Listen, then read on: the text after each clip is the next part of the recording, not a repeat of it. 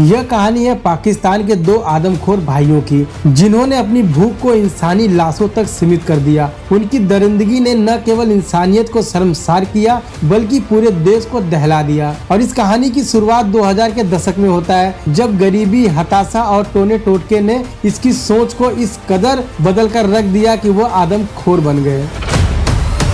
पाकिस्तान की राजधानी इस्लामाबाद से 200 किलोमीटर दूर स्थित एक छोटे से गांव दरियागंज में रहने वाले दो भाई मोहम्मद फरमान अली और मोहम्मद आरिफ अली एक गरीब परिवार से ताल्लुक रखते थे। उनका बचपन आर्थिक संकटों और पारिवारिक परेशानियों में बीता। फरमान अली पढ़ाई में होशियार था और 10वीं तक की पढ़ाई कर चुका था, लेकिन गरीबी और मजबूरी के चलते उसकी पढ़ाई बीच में छूट गई। और जब ये बड़े हुए तो इनके घर वालों ने इनकी शादी करा दी और उनके बच्चे भी थे, लेकिन उनकी बेरोजगारी और उनके गुस्सैल स्वभाव ने उनका पारिवारिक जीवन बर्बाद कर दिया। वे अपनी पत्नियों को मारते पीटते और अक्सर बिना किसी काम धंधे के रात दिन गली मोहल्ले में घूमते रहते। 2010 में उनकी पत्नियां उन्हें छोड़कर अपने बच्चों के साथ चली गईं।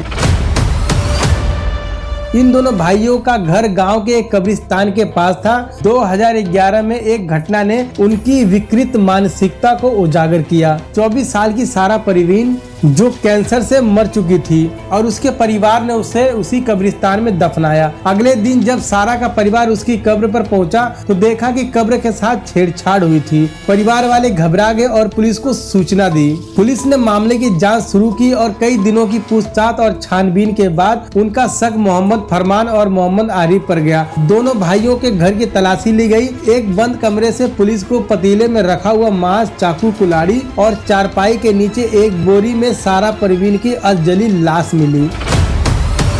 पूछताछ में भाइयों ने स्वीकार किया कि वे 100 से ज्यादा लाशों को कब्रिस्तान से निकालकर पकाकर खा चुके हैं। उन्होंने बताया कि उन्हें एक जादू टोना करने वाले ने कहा था कि इंसान का मांस खाने से वे कभी भी दुखी नहीं होंगे। जिंदा इंसान को मारने की हिम्मत न होने के कारण वे दफनाई गई लाशों को निकालकर खाते थे। इस खुलासे से पूरे पाकिस्तान में आक्रोश फैल गया। जनता ने सड़कों पर प्रदर्शन किया, लेकिन उस वक्त पाकिस्तान में ऐसा कानून नहीं था जो लाशों के साथ इस तरह के हरकतों के लिए कड़ी सजा का प्रावधान रखता हो। इसलिए उन्हें केवल 2 साल की सजा दी गई।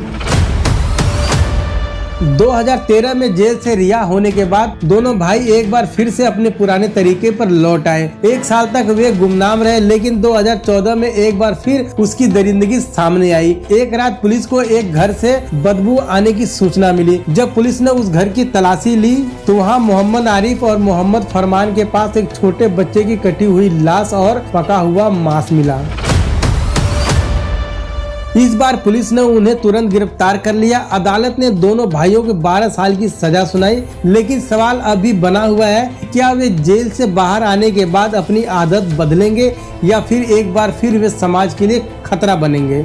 यह कहानी इंसानियत के पतन और गरीबी के साथ साथ मानसिक विकृति का खौफनाक नमूना है। मोहम्मद फरमान अली और मोहम्मद आरिफ अली का यह कृत्य एक चेतावनी है कि समाज में छिपे ऐसे खतरों को नजरअंदाज नहीं किया जा सकता। क्या आपको लगता है कि इन दरिंदों के लिए 12 साल की सजा पर्याप्त है? अपनी राय हमें कमेंट बॉक्स में जरूर बताएं। और आपको यह कहानी अच्छी लगी तो लाइक करें, कमेंट करें और चैनल सब्सक्राइब करके जरूर जाए।